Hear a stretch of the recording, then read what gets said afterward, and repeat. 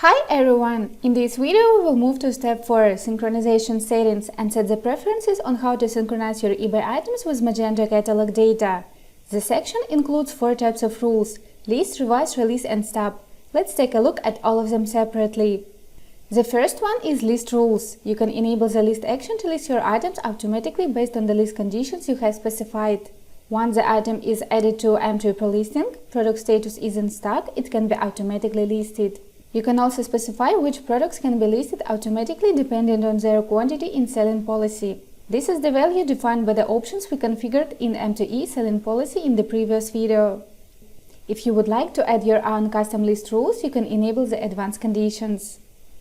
The next is revise rules. You can define conditions when M2E Pro should automatically update your channel items.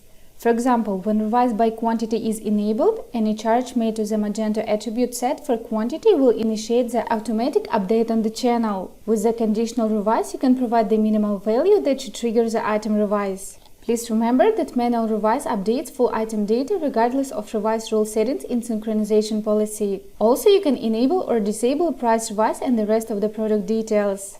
Let's navigate to release rules. Once released action is enabled and your product was stopped, M2E Pro will initiate automatic release of the item and it will be active again on the channel. You can also configure settings for release when stopped manually.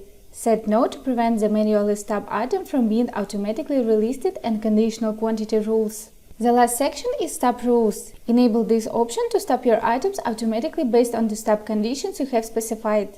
This synchronization rule will prevent your items from overselling. You can set which products according to the selling policy should be stopped automatically. We have successfully configured synchronization rules. Watch our next tutorial to learn how to add products to the listing.